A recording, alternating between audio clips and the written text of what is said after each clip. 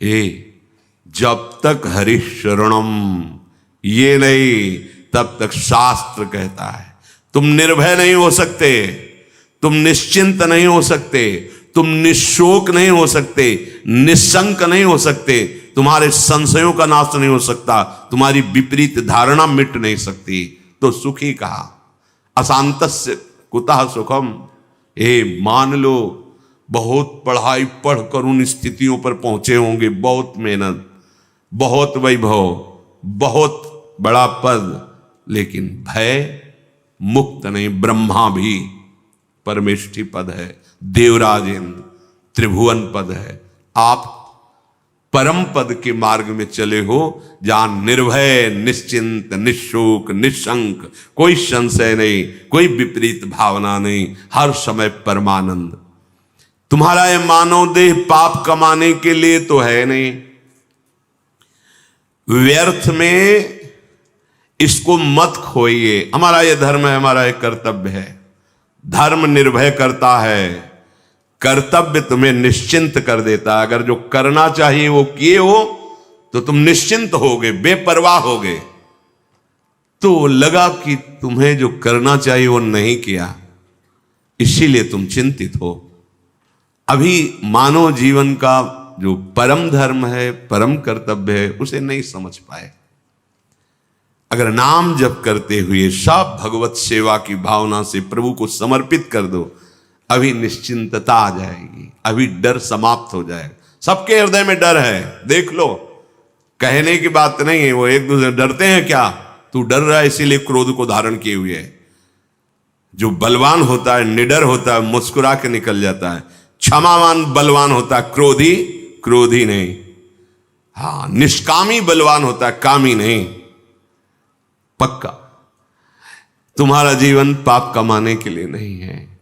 तुम पाप को पाप देख ही नहीं पाते हो जब तुम्हारी धन पे महत्व बुद्धि होती है या अन्य अन्य अन्य। मान लो ये सत्संग है, ये जीवन को व्यर्थ मत खोइए।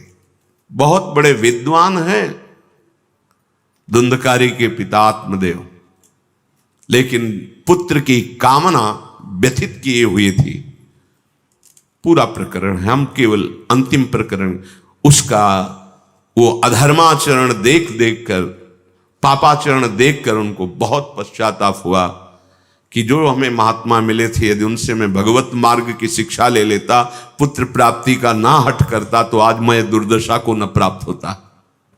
अब गोकर्ण जी से कहा कि बेटा मैं क्या कर सकता हूं, अब मेरी अंतिम समय की श्वासें बची जितनी, कैसे मुझे भगवान मिल सकते। मैं जान गया, मुझे वैराग्य हो रहा है संसार से। तब उन्होंने कहा था, धर्मम भजस्व सततम त्यज लोक धर्मान सेवन सदा साधु पुरुषन जहि काम तृष्णाम अन्यस्य गुण दोष चिंतन मासु मुक्त्वा सेवा कथा रसमहो नितराम पिबत्वम। हे पिताश्री गोकर्ण जी ने कहा, धर्मम भजस्व सततम, सतत धर्म का भजन करना चाहिए। तो मानो आत्मदेव जी ने कहा, जीवन भर यही किया है पर मुझे शांति तो नहीं मिली ना।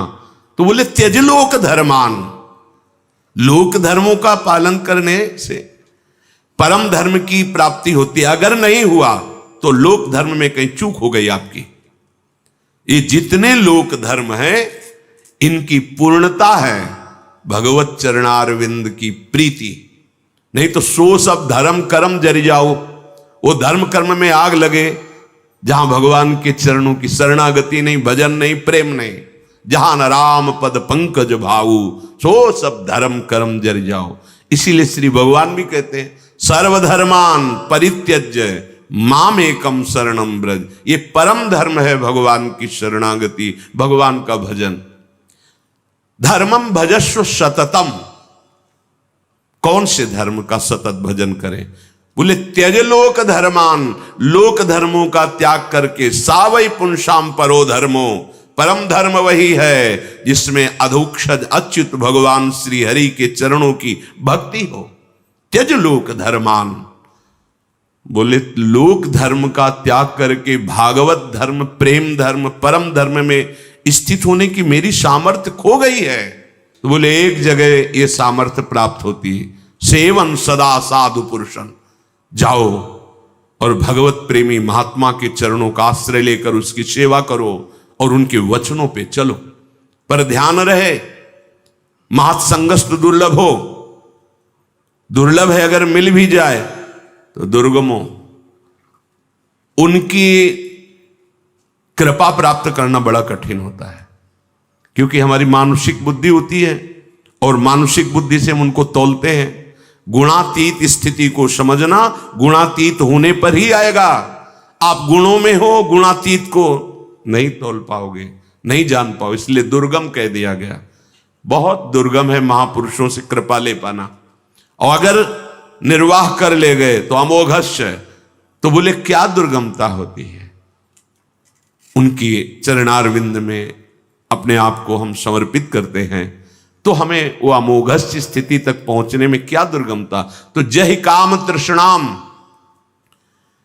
सुने हुए भोगों की कामना भोगने के लिए, भोगे हुए भोगों को भोगने की इच्छा तृष्णा, ये काम कामना वासना मनते करियति दूर, इनका मूल है मद मान अभिमान। गुरुपद पंकज सेवा तीसरी भक्ति अमान। महापुरुषों के पास मान रहित होकर रहे। अगर मान रखोगे तो बहुत हानि हो जाएगी, चाहे जितने वर्ष रहो लाभ नहीं ले पाओगे।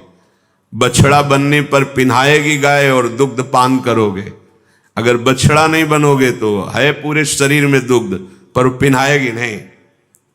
बच्चा मान रहित होता है, मां डांटे तो भी मां की तरफ ही भागेगा, किसी अन्य की तरफ नहीं। छोटा बच्चा मां थप्पड़ मारे तो लिपटेगा वो मां की ही।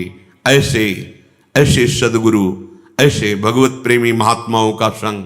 जहि काम तृष्णाम और अन्यस्य दोष गुण चिंतन मासु मुक्त्वा, दूसरे के गुण दोषों का चिंतन कथन श्रवण त्याग दो। अगर ये नहीं त्यागा तो साधु समागम का लाभ नहीं मिल पाएगा। अन्यस्य दोष गुण चिंतन मास मुक्त्वा, सेवा कथा रसमहो नितराम पेवत्वम, निरंतर भगवत सेवा निरंतर भगवत गुणगान का पान करो।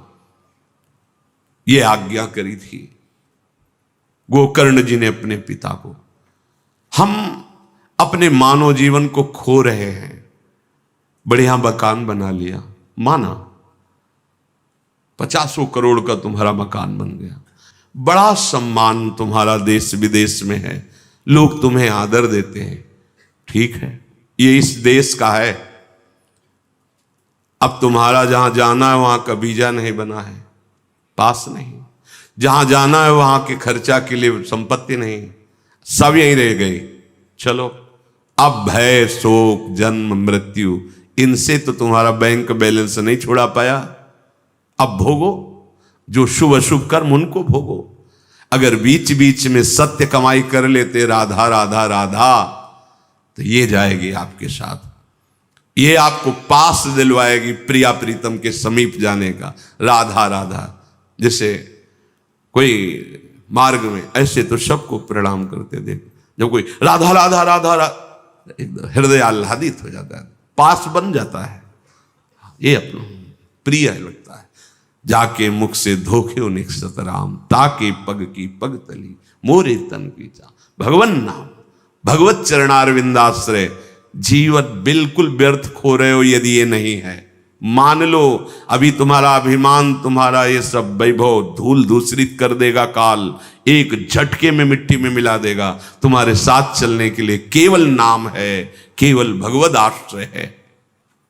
बहुत अमूल्य है तुम्हारा जीवन, प्रत्येक क्षण का सच्चा इस्तेमाल करो। राधा राधा राधा, खूब उस कर्तव्य कर्म करो, इससे हल भी जोत सकते हो। राधा राधा कहते हैं व्यापार नौकरी बड़े बड़े कार्य, जब युद्ध किया जा सकता है तो और क्या बात। इससे तुम्हें भगवत प्राप्ति हो जाएगी, जो मानव जीवन का परम चरम लक्ष्य है। संसार में जो हम इंद्रिय भोगों में विचरण करते हुए पाप कमा रहे हैं, उसका आंतरिक भाव है कि सुख मिलेगा, शांति मिलेगी, मस्ती आएगी, किसी एक को मिली तो बताना, मूर्खों की बात अलग है। अरे जब वो नाली में पड़ा, अपने को परम पद मान रहा है, तो ऐसे पुरुषों की तो बात अलग है। मदिरा पिए ऐसे, वो अलग बात है। लेकिन जो बुद्धि रखते हो तो सोचो, आज तक मस्ती मिली? आज तक तुम्हें वो मस्ती, एकदम अद्भुत आनंद जो कभी टूटे ना, कभी छूटे ना, नहीं मिली। शांति मिली? नहीं मिली। सुख मिला? नहीं मिला। तो कर क्या रहे हो? कमाई किसकी कर रहे हो? हर कार्य इसी भाव से तो कर रहे हो कि सुख मिलेगा, शांति मिलेगी, दुख मिटेगा, लेकिन नहीं हुआ। इसका मतलब सही मार्ग नहीं है। तुम जीवन को व्यर्थ कार्यों में लगाते लगाते व्यर्थ हो गए हो। व्यर्थ का जीवन रह गया। देखो तुम्हारे संस्कार कितने गंदे हो गए। मन वही विषयों का चिंतन, वही विषयों का चिंतन। उन संस्कारों में इतनी दम है कि तुम्हारी अगली योनि पक्की। ध्यान दो, बार बार वही भोग, वही भोगों का चिंतन, वही धन, वही वैभव, अगला योनि पक्की, तुम्हारी जन्म पक्का। भगवान की स्मृति तो कभी पकड़ी नहीं, भगवान की स्मृति से संबंध बना नहीं, कभी कोई ऐसा साधन नहीं किया जो व्यर्थ ना हो जाए। मान लो पुण्य इकट्ठा किए, बहुत पुण्य आत्मा हो, तीर्थ हो, स्नान किए, बड़े बड़े दान करते हो, और एक भक्त की निंदा कर दी, सब खत्म। लेकिन आपने 10 बार राधा राधा कहा है। अब कोई भी अपराध बन जाए, हां भक्त निंदा करोगे, प्रभाव नहीं दिखाई देगा, लेकिन वो जमा है आपका, उसको कोई नष्ट नहीं कर सकता। वो ऐसी जगह आपका साथ देगा जहां कोई साथ देने वाला नहीं। नाम अविनाशी है, कोई भी अपराध नाम को नष्ट नहीं कर सकता, नाम के प्रभाव को रोक देगा, ये पक्का है। अगर आप बस वैष्णव अपराध करते तो नाम का प्रभाव आपके हृदय में नहीं पड़ेगा, निर्विकारता, आनंद, शुद्ध ज्ञान ये नहीं प्रकट होगा। इसलिए सावधान, नाम ही एक ऐसा है जो आपके साथ जाएगा, सुरक्षित है।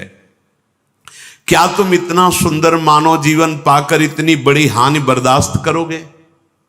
तभी पछतावा होता है अंतिम समय। एकदम चेतना आती है, अरे जो वादा किया था प्रभु श्री की इस देह में भजन करके आपको प्राप्त, वो तो हुआ नहीं, जीवन व्यर्थ चला गया। जो हानि हुई उसकी पूर्ति तुम्हारे जीवन भर की कमाई से नहीं होने वाली, सब यही रह गए। अरे बहुत मूढ़ता है। अब तो बैंक है, लॉकर है, पहले दीवालों में गाड़ देते थे और लोभवश बताया नहीं, मर गए। जब दूसरे कोई दीवाल खोदते उनको देखा घड़े में भरे हुए आभूषण, स्वर्ण सिक्के, कभी वो ना तो धर्म में लगाया, न भगवत सेवा में, न खुद खा सके। कैसी मूढ़ता।